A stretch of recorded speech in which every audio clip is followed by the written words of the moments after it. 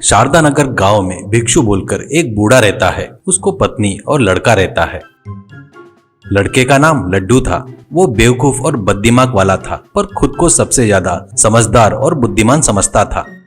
माँ बाप कितना भी बताए तो वो सुनता नहीं था। क्या बोले? मुझे अकल नहीं है क्या? किसने बोला? इस दुनिया में मैं ही अक्लमंद हूँ। वो तुमको समझ में नहीं आएगा क्योंकि तुमको अकल नहीं है, इसलिए अब दोबारा मेरे अक्लमंदी के बारे में बात किए तो अच्छा नहीं होगा, कह देता हूँ तुमको, करके बोलता था। भिक्षु एक गाड़ी पर चूर चूर नान थाली बनाकर बेचता था। वहां पर अनलिमिटेड नान थाली भी मिलती है। चूर चूर नान थाली बोले तो एक प्लेट में 3-4 प्रकार के सब्जियां डालकर 2 पराठे को हाथ से मसल कर प्लेट में डालकर देना, और वहां के लोग वो पसंद से खाते थे।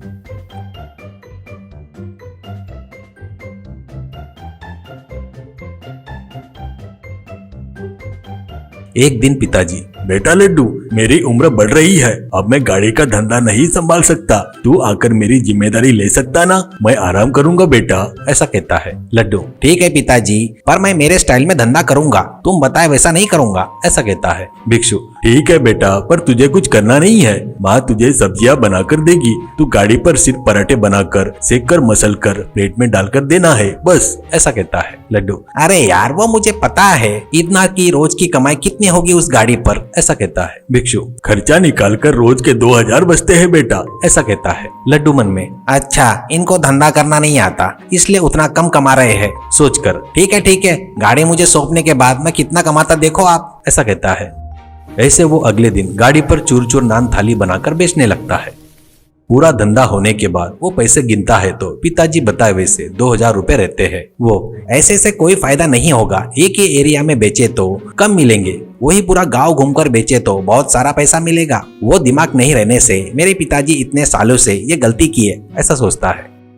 अगले दिन एक घर में पति पत्नी बातें करते वक्त उनको बाहर से, अरे आओ जी चूर चूर नान ले लो, चूर चूर नान, करके सुनाई देता है। पति एक बर्तन लेकर बाहर आते तक लड्डू तेजी से गाड़ी ढकेलते हुए बहुत दूर चला गया था।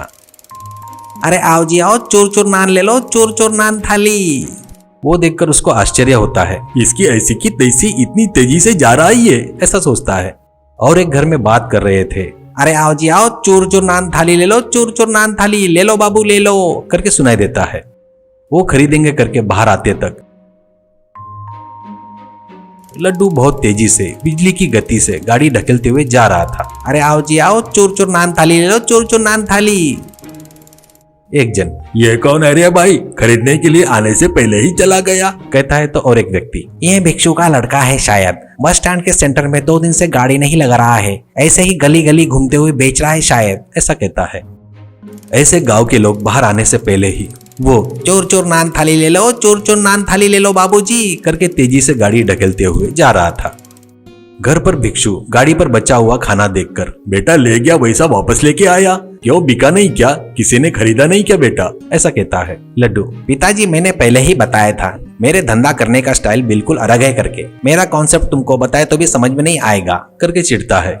एक दिन एक एरिया के सभी लोग जमा हो जाते हैं। एक व्यक्ति, ये कौन है, इतने फास्ट जा रहा है, 4 दिन से उसको पकड़ने की कोशिश कर रहा हूँ पर वो मिल नहीं रहा है, ऐसा कहता है। और एक औरत, हाँ बेटा, मैं और मेरे पति भी उसको पकड़ने को देख रहे हैं, वो बिजली की गति से चला जा रहा है बेटा, ऐसा कहती है। एक व्यक्ति, कल कैसे भी करके उसको पकड़ कर रहेंगे, सब लोग तैयार हो जाओ, ऐसा कहते हैं। अगले दिन लड्डू, अरे आओ जी आओ, चूर चूर थाली नान ले लो, चूर चूर नान ले लो भाई ले लो, करके तेजी से जाते हुए सडनली गाड़ी रोक देता है।